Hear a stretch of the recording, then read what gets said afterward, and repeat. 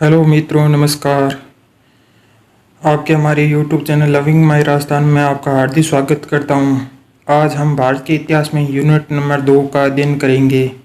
Unit number 1 में हमने सिंधु सभ्यता के बारे में जाना और आज हम वैदिक सभ्यता के बारे में जानने का प्रयास करेंगे। वैदिक सभ्यता के बारे में जानने से पहले हम वैदिक सभ्यता के उद्गम के बारे में पता करेंगे। वैदिक सभ्यता 1500 ईसा पूर्व मानी जाती है। जब सिंधु घाटी सभ्यता का पतन हुआ, उसके बाद वैदिक सभ्यता का उद्गम हुआ। वैदिक सभ्यता 1500 ईस्वी या ईसा पूर्व मानी जाती है। उद्गम सिंधु घाटी सभ्यता के पतन के बाद भारत में वैदिक सभ्यता का उद्गम हुआ। इसका प्रमुख सप्त सिंधु में पनपी आर्य सभ्यता थी। इसे इतिहास में वैदिक सभ्यता के नाम से जाना जाता है। क्योंकि वैदिक सभ्यता के निर्माता आर्य थे, इसलिए उन्हें वैदिक सभ्यता के नाम से जाना जाता है। वैदिक सभ्यता के बारे में जानकारी वेदों से मिलती है, इसलिए इसे वैदिक सभ्यता कहा जाता है। क्योंकि वेदों से हमें जानकारी मिलती है, इसलिए इसे वैदिक सभ्यता कहा जाता है। आर्यों का प्राचीनतम ग्रंथ ऋग्वेद माना जाता है। आर्यों का प्राचीनतम ग्रंथ ऋग्वेद माना जाता है। ओके दोस्तों, चलिए आगे बढ़ते हैं। आर्यों का मूल स्थान क्या था, इसके लिए प्रमुख विद्वानों ने अपने मत प्रस्तुत किए हैं। सबसे पहले जर्मनी के विद्वान थे मैक्स मुलर, उसका नाम था मैक्स मुलर। उसके अनुसार आर्य मध्य एशिया अर्थात ईरान के आसपास के क्षेत्र से आए थे। जर्मनी के विद्वान मैक्स मुलर के अनुसार आर्य मध्य एशिया या ईरान के आसपास से आए थे।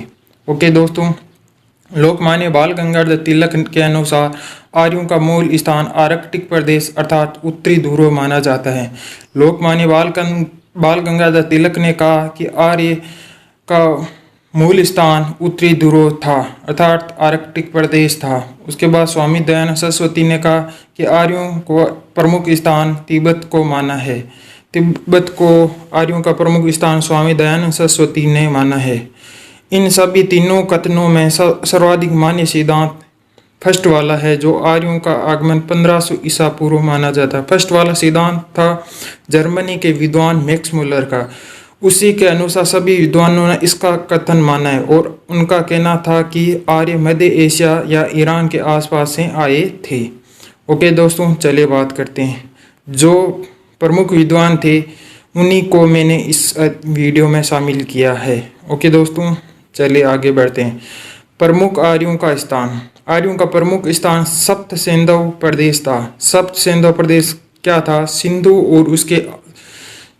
और उसकी सहायक नदियों के आसपास का क्षेत्र सप्त सिंधु प्रदेश कहलाता है। अब बात करते हैं वैदिक सभ्यता के बारे में। वैदिक सभ्यता दो भागों में बंटी हुई थी, एक ऋग्वैदिक काल और एक उत्तर वैदिक काल। ऋग्वैदिक काल 1500 ईसा पूर्व से 1000 ईसा पूर्व के मध्य मानी जाती है, जबकि उत्तर वैदिक काल 1000 ईसा पूर्व से 600 ईसा पूर्व मानी जाती है। आर्यों का प्रमुख स्थान सब सिंधु प्रदेश माना जाता है ऋग्वैदिक काल में, सिंधु और सरस्वती नदियों के मध्य का क्षेत्र। जबकि उत्तर वैदिक काल में आर्यों का प्रमुख स्थान 4 बड़े क्षेत्रों में शामिल थे, जिसमें ब्रह्म ऋषि देश, मध्य देश और आर्यवर्त। ब्रह्म देश में कुरुक्षेत्र और आसपास का क्षेत्र शामिल था। ब्रह्म देश में कुरुक्षेत्र और उसके आसपास का क्षेत्र शामिल था, जबकि ब्रह्म ऋषि देश में गंगा और यमुना के मध्य का क्षेत्र। दो आब का मतलब है दो नदियों के मध्य का जो क्षेत्र होता है उसे दो आब के नाम से जाना जाता है। उसके बाद मध्य देश हिमालय और विंध्य का क्षेत्र जाना जाता है। उसके बाद आर्यवर्त, आर्यों का संपूर्ण क्षेत्र आर्यवर्त। आर्यों ने ही भारत को आर्यवर्त नाम दिया था। चलिए बढ़ते हैं आगे। वैदिक सभ्यता का सामाजिक जीवन के बारे में हम चर्चा करेंगे। सबसे पहले बात करते हैं ऋग्वैदिक काल की। ऋग्वैदिक काल 1500 ईसा पूर्व से 1000 ईसा पूर्व माना जाता है, ये रहा काल उसका। जबकि उत्तर वैदिक काल का 1000 ईसा पूर्व से 600 ईसा पूर्व माना जाता है। चलिए बात करते हैं ऋग्वैदिक काल में सामाजिक जीवन कैसा था। ऋग्वैदिक काल में आर्यों का जीवन सादगीपूर्ण था, सादा जीवन जीते थे। ऋग्वेद के 10वें मंडल में पुरुष सूक्त में उल्लेख है कि पहली बार 4 वर्णों का उल्लेख बताया है, अर्थात ऋग्वेद के 10वें मंडल में पुरुष सूक्त का उल्लेख किया है। उसके बाद उसमें पहली बार 4 वर्णों को बताए। ऋग्वेदिक काल में 4 वर्णों का उल्लेख है। ब्राह्मण, क्षत्रिय, वैश्य और शूद्र। क्या नाम थे? ब्राह्मण, क्षत्रिय, वैश्य और शूद्र। ब्राह्मण की उत्पत्ति ब्रह्मा के मुख से, क्षत्रिय की उत्पत्ति ब्रह्मा के भुजाओं से, वैश्य की मुद्री ब्रह्मा के जंघाओं से और शूद्र की उत्पत्ति ब्रह्मा के पैरों से मानी जाती है। चलिए बात करते हैं। जो मैं क्वेश्चन बता रहा हूँ ये इनसे हम बाहर कुछ नहीं जाएगा, इसे प्लीज़ ध्यान से देखिए या ध्यान से सुनिए। ओके दोस्तों, चलिए बात करते हैं। जन्म पर आधारित वर्ण व्यवस्था नहीं थी। अपनी योग्यता क्षमता अनुसार व्यवसाय चुनने का आधार या अधिकार था। ऋग्वेदिक काल में जन्म पर आधारित वर्ण व्यवस्था नहीं थी। जन्म पर आधारित वर्ण व्यवस्था नहीं थी। अपनी योग्यता क्षमता अनुसार और व्यवसाय करने का अधिकार था। जन्म पर आधारित कुछ नहीं था। अपनी योग्यता और क्षमता अनुसार काम करने का अधिकार था उन लोगों के पास। उसके बाद बात करते हैं उत्तर वैदिक काल में कैसी थी सामाजिक व्यवस्था। उत्तर वैदिक काल में सामाजिक व्यवस्था वर्ण व्यवस्था जन्म पर आधारित हो गई थी। समाज में ब्राह्मण वर्ग और क्षत्रिय वर्ग को सर्वोच्च स्थान मिलता था। उत्तर वैदिक काल में वर्ण व्यवस्था जन्म पर आधारित हो गई और समाज में ब्राह्मण वर्ग और क्षत्रिय वर्ग को सर्वोच्च स्थान मिलता था। वैदिक समाज पितृसत्तात्मक हो गया था। वैदिक समाज वैदिक समाज में समाज कैसा था? पितृसत्तात्मक, अर्थात पिता घर का मुखिया होता था। संयुक्त परिवार की प्रथा थी। संयुक्त परिवार की प्रथा, सभी एक साथ मिलकर रहते थे। स्त्रियों का क्या होता? समान, स्त्रियों का भी समान होता था। ऋग्वेदिक काल की प्रमुख विदुषी महिलाएं, विद्वान महिलाएं या विदुषी। विदुषी शब्द महिलाओं के लिए, विद्वान शब्द पुरुषों के लिए होता है। विदुषी महिलाएं कौन कौन सी? घोषा, अप्पाला, लोपामुद्रा और सरदा। घोषा, अप्पाला, लोपामुद्रा और सरदा। पर्दा नहीं थी। सती प्रथा का भी कहीं उल्लेख नहीं मिलता है। उसके बाद ऋग्वेद में पुत्री के लिए द्विता शब्द का प्रयोग हुआ है। ऋग्वेद में पुत्री के लिए द्विता शब्द का प्रयोग हुआ है। लेकिन उत्तर वैदिक काल में महिला सोचनीय के काबिल बन गई और फिर कुछ विदुषी महिला भी हुई। ऋग्वेदिक काल में इस महिलाओं की स्थिति सही थी, लेकिन उत्तर वैदिक काल में महिलाओं की स्थिति सोचने के काबिल हो गई थी और कुछ विद्वान महिला या विदुषी महिला भी थी। जैसे उत्तर वैदिक काल में मैत्री, गार्गी ये प्रमुख विदुषी महिलाएं थी।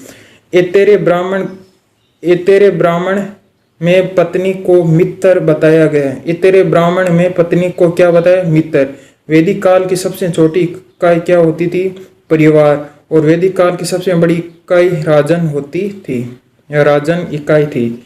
वैदिक काल में सबसे छोटी इकाई परिवार थी। वैदिक काल में सबसे छोटी इकाई राजन या राजा था। अब शिक्षा व्यवस्था कैसी थी?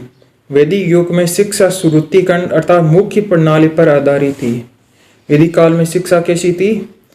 श्रुतिखंड या मुख्य प्रणाली पर आधारित थी। ओके दोस्तों, चलिए बात करते हैं मनोरंजन के क्या साधन थे। वैदिक काल में आर्य संगीत के प्रेमी संगीत के प्रति रुचि रखते थे। साहस औरों के ज्ञाता थे। घुड़ दौड़, रथ दौड़ का आयोजन भी करते थे। मनोरंजन के ये प्रमुख साधन थे। वस्त्र आभूषण कैसे थे? वैदिक कालीन लोगों के 3 प्रकार के वस्त्र पहनते थे। अधिवास, वास, निवि। अधिवास ऊपरी वस्त्र को बोलते थे। वास कमर के ऊपरी शरीर का वस्त्र होता था। निवि कमर के नीचे का आभूषण या वस्त्र होता था। आभूषण स्वर्ण या चांदी से आभूषणों को पहनते थे। निष्ग्रीवी एक गले का आभूषण होता था जो कि सोने का बना होता था, जो कि गले में पहनते थे। 3 प्रकार के वस्त्र, अधिवास, वास और निवि, और सोने और चांदी के आभूषण। निष्ग्रीवी गले का महत्वपूर्ण आभूषण था। उसके बाद खान पान से बात करते हैं। ऋग्वेदिक काल और उत्तर वैदिक काल में खान पान समान था। दोनों में कुछ अलग नहीं था। प्रमुख रूप से दूध से बनी हुई वस्तुओं का सेवन करते थे। चलिए दोस्तों, आज का हमारा टॉपिक आपको कैसा लगा? अपने सुझाव अपने कमेंट बॉक्स में लिखें और ये वीडियो आपको कैसा लगा अपना सुझाव भी बताना है और अपने दोस्तों को शेयर करना है, मेरा चैनल सब्सक्राइब करना है। जो मैं आपको पढ़ाने जा रहा हूँ इससे बाहर कुछ नहीं जाएगा, इसलिए आप इस वीडियो को लाइक करें, शेयर। हेलो मित्रों, नमस्कार। आपके हमारे YouTube channel loving my Rajasthan में आपका हार्दिक स्वागत करता हूँ। आज हम भारत के इतिहास में यूनिट नंबर 2 का अध्ययन करेंगे। यूनिट नंबर 1 में हमने सिंधु सभ्यता के बारे में जाना और आज हम वैदिक सभ्यता के बारे में जानने का प्रयास करेंगे। वैदिक सभ्यता के बारे में जानने से पहले हम वैदिक सभ्यता के उद्गम के बारे में पता करेंगे। वैदिक सभ्यता 1500 ईसा पूर्व मानी जाती है। जब सिंधु घाटी सभ्यता का पतन हुआ उसके बाद वैदिक सभ्यता का उद्गम हुआ। वैदिक सभ्यता 1500 ईस्वी या ईसा पूर्व मानी जाती है। उद्गम सिंधु घाटी सभ्यता के पतन के बाद भारत में वैदिक सभ्यता का उद्गम हुआ। इसका प्रमुख सप्त सिंधु में पनपी आर्य सभ्यता थी। इसे इतिहास में वैदिक सभ्यता के नाम से जाना जाता है। क्योंकि वैदिक सभ्यता के निर्माता आर्य थे इसलिए उन्हें वैदिक सभ्यता के नाम से जाना जाता है। वैदिक सभ्यता के बारे में जानकारी वेदों से मिलती है, इसलिए इसे वैदिक सभ्यता कहा जाता है। क्योंकि वेदों से हमें जानकारी मिलती है इसलिए इसे वैदिक सभ्यता कहा जाता है। आर्यों का प्राचीनतम ग्रंथ ऋग्वेद माना जाता है। आर्यों का प्राचीनतम ग्रंथ ऋग्वेद माना जाता है। ओके दोस्तों, चलिए आगे बढ़ते हैं। आर्यों का मूल स्थान क्या था इसके लिए प्रमुख विद्वानों ने अपने मत प्रस्तुत किए हैं। सबसे पहले जर्मनी के विद्वान थे मैक्स मुल्लर, उसका नाम था मैक्स मुल्लर। उसके अनुसार आर्य मध्य एशिया अर्थात ईरान के आसपास के क्षेत्र से आए थे। जर्मनी के विद्वान मैक्स मुल्लर के अनुसार आर्य मध्य एशिया या ईरान के आसपास से आए थे। ओके दोस्तों, लोकमान्य बाल गंगाधर तिलक के अनुसार आर्यों का मूल स्थान आर्कटिक प्रदेश अर्थात उत्तरी ध्रुव माना जाता है। लोकमान्य बाल गंगाधर तिलक ने कहा कि आर्य का मूल स्थान उत्तरी ध्रुव था अर्थात आर्कटिक प्रदेश था। उसके बाद स्वामी दयानंद सरस्वती ने कहा कि आर्यों को प्रमुख स्थान तिब्बत को माना है। तिब्बत को आर्यों का प्रमुख स्थान स्वामी दयानंद सरस्वती ने माना है। इन सभी तीनों कथनों में सर्वाधिक मान्य सिद्धांत फर्स्ट वाला है, जो आर्यों का आगमन 1500 ईसा पूर्व माना जाता है। फर्स्ट वाला सिद्धांत था जर्मनी के विद्वान मैक्स मुल्लर का। उसी के अनुसार सभी विद्वानों ने इसका कथन माना है और उनका कहना था कि आर्य मध्य एशिया या ईरान के आसपास से आए थे। ओके दोस्तों, चलिए बात करते हैं। जो प्रमुख विद्वान थे उन्हीं को मैंने इस वीडियो में शामिल किया है। ओके दोस्तों, चलिए आगे बढ़ते हैं। प्रमुख आर्यों का स्थान। आर्यों का प्रमुख स्थान सप्त सिंधु प्रदेश था। सप्त सिंधु प्रदेश क्या था? सिंधु और उसकी सहायक नदियों के आसपास का क्षेत्र सप्त सिंधु प्रदेश कहलाता है।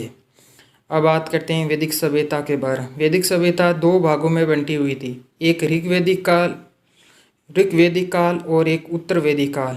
ऋग्वैदिक काल 1500 ईसा पूर्व से 1000 ईसा पूर्व के मध्य मानी जाती है, जबकि उत्तर वैदिक काल 1000 ईसा पूर्व से 600 ईसा पूर्व मानी जाती है। आर्यों का प्रमुख स्थान सब सिंधु प्रदेश माना जाता है ऋग्वैदिक काल में, सिंधु और सरस्वती नदियों के मध्य का क्षेत्र। जबकि उत्तर वैदिक काल में आर्यों का प्रमुख स्थान 4 बड़े क्षेत्रों में शामिल थे, जिसमें ब्रह्म ऋषि देश, मध्य देश और आर्यवर्त। ब्रह्म देश में कुरुक्षेत्र और आसपास का क्षेत्र शामिल था। ब्रह्म देश में कुरुक्षेत्र और उसके आसपास का क्षेत्र शामिल था, जबकि ब्रह्म ऋषि देश में गंगा और यमुना के मध्य का क्षेत्र। 2 आब का मतलब है 2 नदियों के मध्य का जो क्षेत्र होता है उसे 2 आब के नाम से जाना जाता है। उसके बाद मध्य देश हिमालय और विंध्य का क्षेत्र जाना जाता है। उसके बाद आर्यवर्त, आर्यों का संपूर्ण क्षेत्र आर्यवर्त। आर्यों ने ही भारत को आर्यवर्त नाम दिया था। चलिए बढ़ते हैं आगे। वैदिक सभ्यता का सामाजिक जीवन के बारे में हम चर्चा करेंगे। सबसे पहले बात करते हैं ऋग्वैदिक काल की। ऋग्वैदिक काल 1500 ईसा पूर्व से 1000 ईसा पूर्व माना जाता है, ये रहा काल उसका। जबकि उत्तर वैदिक काल का 1000 ईसा पूर्व से 600 ईसा पूर्व माना जाता है। चलिए बात करते हैं ऋग्वैदिक काल में सामाजिक जीवन कैसा था। ऋग्वैदिक काल में आर्यों का जीवन सादगीपूर्ण था, सादा जीवन जीते थे।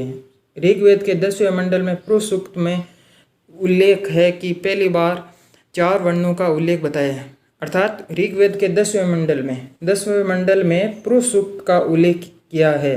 उसके बाद उसमें पहली बार 4 वर्णों को बताया। ऋग्वेदिक काल में 4 वर्णों का उल्लेख है, ब्राह्मण, क्षत्रिय, वैश्य और शूद्र। क्या नाम थे? ब्राह्मण, क्षत्रिय, वैश्य और शूद्र। ब्राह्मण की उत्पत्ति ब्रह्मा के मुख से, क्षत्रिय की उत्पत्ति ब्रह्मा के भुजाओं से, वैश्य के मुद्री ब्रह्मा के जंघाओं से और शूद्र की उत्पत्ति ब्रह्मा के पैरों से मानी जाती है। चलिए बात करते हैं।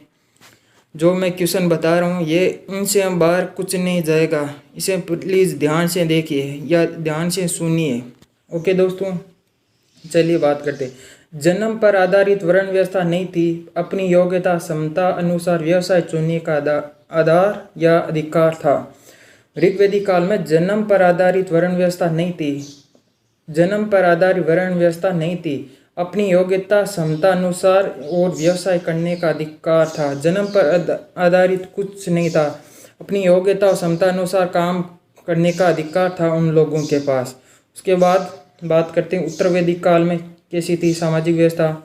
उत्तर वैदिक काल में सामाजिक व्यवस्था वर्ण व्यवस्था जन्म पर आधारित हो गई थी। समाज में ब्राह्मण वर्ग और क्षत्रिय वर्ग को सर्वोच्च स्थान मिलता था। उत्तर वैदिक काल में वर्ण व्यवस्था जन्म पर आधारित हो गई और समाज में ब्राह्मण वर्ग और क्षत्रिय वर्ग को सर्वोच्च स्थान मिलता था। वैदिक समाज पितृसत्तात्मक हो गया था। वैदिक समाज में समाज कैसा था? पितृसत्तात्मक, अर्थात पिता घर का मुखिया होता था। संयुक्त परिवार की प्रथा सभी एक साथ मिलकर रहते थे। स्त्रियों का क्या होता? समान, स्त्रियों का भी समान होता था। ऋग्वेदिक काल की प्रमुख विद्वान महिलाएं या विदुषी शब्द महिलाओं के लिए, विद्वान शब्द पुरुषों के लिए होता है। विदुषी महिलाएं कौन कौन सी? घोषा, अप्पाला, लोपामुद्रा और सरदा। घोषा, अप्पाला, लोपामुद्रा और सरदा। पर्दा नहीं थी, सती प्रथा का भी कहीं उल्लेख नहीं मिलता है। उसके बाद ऋग्वेद में पुत्री के लिए द्विता शब्द का प्रयोग हुआ है, लेकिन उत्तर वैदिक काल में महिला सोचने के काबिल बन गई और फिर कुछ विदुषी महिला भी हुई।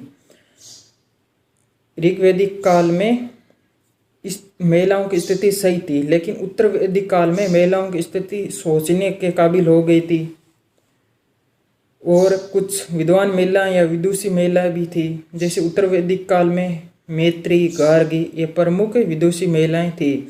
ऐतरेय ब्राह्मण में पत्नी को मित्र बताया गया है। ऐतरेय ब्राह्मण में पत्नी को क्या बताया? मित्र। वैदिक काल की सबसे छोटी इकाई क्या होती थी? परिवार। और वैदिक काल की सबसे बड़ी इकाई राजन होती थी या राजन इकाई थी। वैदिक काल में सबसे छोटी इकाई परिवार थी। वैदिक काल में सबसे छोटी इकाई राजन या राजा था। अब शिक्षा की व्यवस्था कैसी थी? वैदिक युग में शिक्षा श्रुति खंड अर्थात मुख्य प्रणाली पर आधारित थी। वैदिक काल में शिक्षा कैसी थी? श्रुति खंड टेस्ट या मुख्य प्रणाली पर आधारित थी। ओके दोस्तों, चलिए बात करते हैं मनोरंजन के क्या साधन थे। वैदिक काल में आर्य संगीत के प्रेमी संगीत के प्रति रुचि रखते थे, साहस औरों के ज्ञाता थे, घुड़ दौड़, रथ दौड़ का आयोजन भी करते थे। मनोरंजन के ये प्रमुख साधन थे। वस्त्र आभूषण कैसे थे? वैदिक कालीन लोगों के 3 प्रकार के वस्त्र पहनते थे, अधिवास, वास, निवि। अधिवास ऊपरी वस्त्र को बोलते थे। वास कमर के ऊपरी शरीर का वस्त्र होता था। निवि कमर के नीचे का आभूषण या वस्त्र होता था। आभूषण स्वर्ण या चांदी से आभूषणों को पहनते थे। निष्ग्रीवी एक गले का आभूषण होता था जो कि सोने का बना होता था, जो कि गले में पहनते थे। 3 प्रकार के वस्त्र, अधिवास, वास और निवि, और सोने और चांदी के आभूषण। निष्ग्रीवी गले का महत्वपूर्ण आभूषण था। उसके बाद खान पान से बात करते हैं। ऋग्वेदिक काल और उत्तर वैदिक काल में खान पान समान था, दोनों में कुछ अलग नहीं था। प्रमुख रूप से दूध से बनी हुई वस्तुओं का सेवन करते थे। चलिए दोस्तों, आज का हमारा टॉपिक आपको कैसा लगा, अपने सुझाव अपने कमेंट बॉक्स में लिखें। और ये वीडियो आपको कैसा लगा अपना सुझाव भी बताना है और अपने दोस्तों को शेयर करना है। मेरा चैनल सब्सक्राइब करना है। जो मैं आपको पढ़ाने जा रहा हूँ इससे बाहर कुछ नहीं जाएगा, इसलिए आप इस वीडियो को लाइक करें, शेयर करें।